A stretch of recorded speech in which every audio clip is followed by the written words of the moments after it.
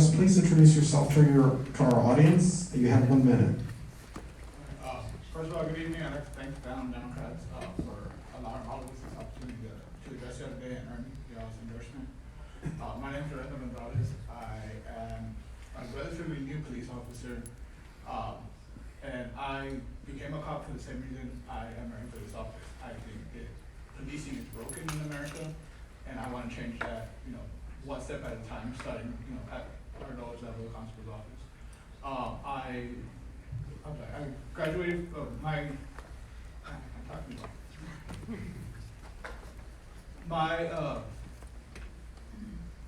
calling to help my community started at a young age. I actually attended a magnet school, the Honda ISD School for Leadership and Public Service, and that's why I first got involved in Democratic elections, both for Democratic candidates and Democratic caucus. And I only have 10 seconds, so I'm long-winded. Please go to my website, LorenzoFrames.com.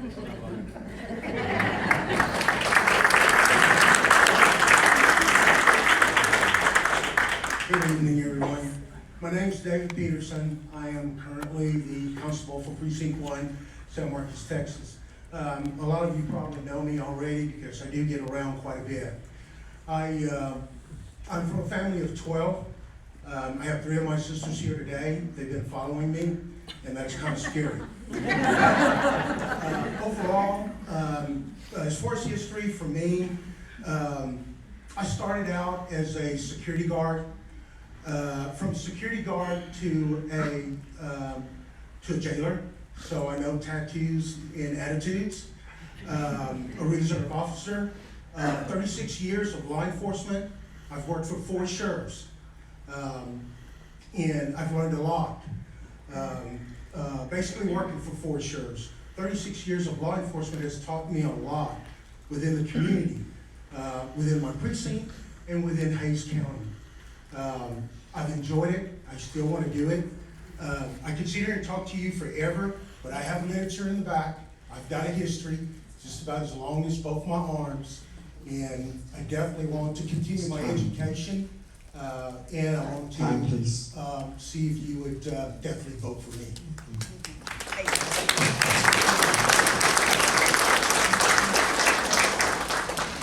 This question will go to Constable Peterson. Given the diverse nature of communities within Hays County, what strategies do you propose to build strong partnerships between law enforcement and the residents to ensure effective and fair policing?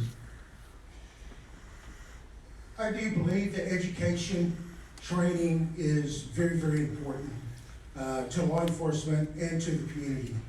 As one of the things I did when I came in as an officer in 1989 is I put myself out there through lots of education, working with the Sheriff's Department, Hays County Sheriff's Department, and working with the community.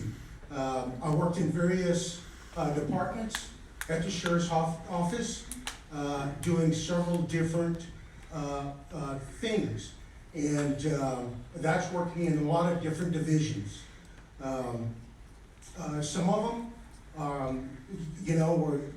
were scary, especially when you have to go out and you work with CID on a case. We have to maintain a homicide, or you're doing a warrant, or you're doing a transportation from another city, or you're flying from somewhere else. I like working with the community because one of the things is I learn a lot from people.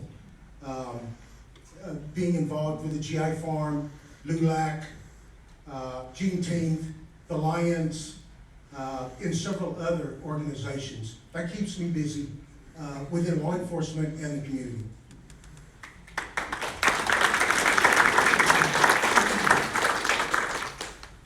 I'm going to repeat the question for Mr. Lorenzo Gonzalez. Given the diverse nature of communities within Hays County, what strategies do you propose to build strong partnerships between law enforcement and the residents to ensure effective and fair policing?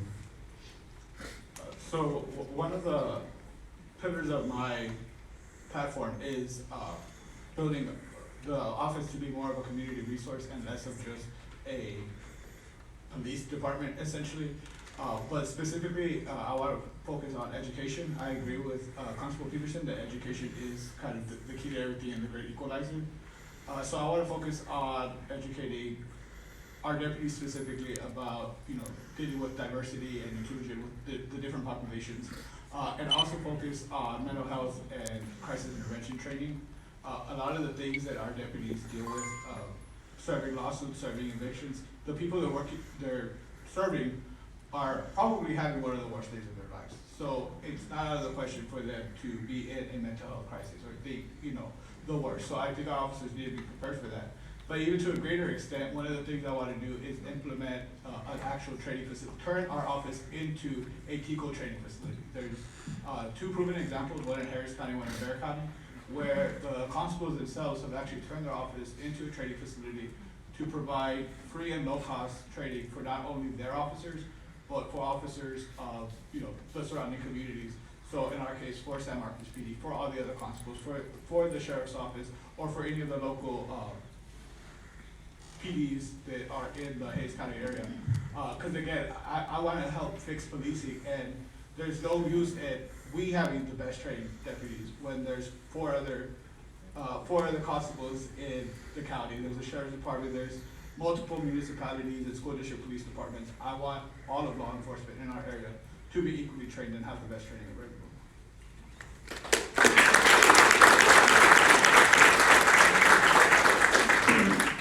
And the next question will go to Lorenzo Gonzalez. Transparency and accountability are crucial aspects of law enforcement. How do you intend to foster transparency in your role as constable? And what measures will you implement to ensure accountability within your department? So one of the first things I would do is implement different, a board or a board of advisors or some sort of community board to overlook what's happening in our office.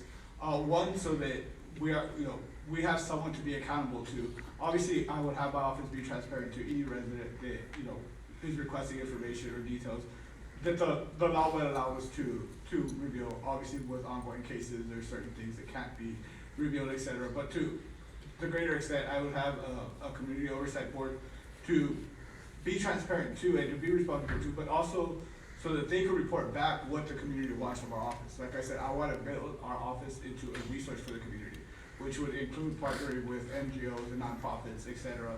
So that when we are making that contact with people, we're also being able to give them resources or connect them with resources that might help them in the situation they're in. So one of the examples I'd like to give is, unfortunately, one of the jobs of the constable is to serve evictions, right? So we are going to be the people that go to their door and tell them they have 30 days to vacate. You serve up the eviction, then ultimately the written possession. But there's nothing in statute that says when we serve them that eviction notice for that trial, that we can't also give them resources for legal aid, or if they ultimately do need to be evicted because, for example, they're not paying rent, connecting them to rent assistance programs, whether it's government or NGO programs.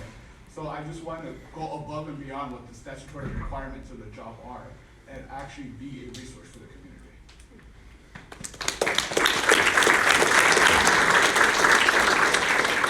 I'm going to repeat the question for Constable Peterson. Transparency and accountability are crucial aspects of law enforcement.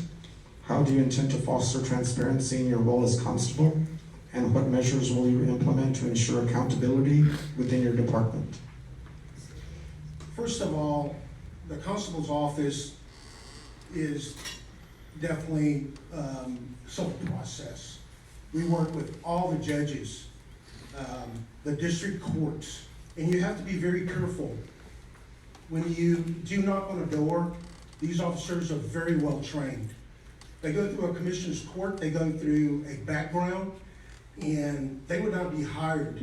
We would have a lot of lawsuits coming to us if these constables did not have the education with leadership to knock on a door and explain to anyone, whether it's a civil paper, whether it's an eviction or writ of attachment.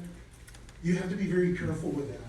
So the officer is trained prior to knocking on the door and talking to a citizen, whether it's an elderly person or whether it's a young person. We don't know what's behind that door, but that officer's safety and that citizen safety is in the hands of each other. So, education means a lot when you have an officer that leaves his house and steps out into his vehicle. He is very well known of his appearance. So education is the number one thing. Leaving literature with them, explaining to them, an elderly that doesn't know, yes, they go beyond the point because that's why they were hired. So overall, it's very important for that officer to be courtesy. And anybody, no matter who, if they're handicapped or whether they're a part of an event that they're going to a school and they're going to teach some presentation on drugs or alcohol, it's very important. Thank you.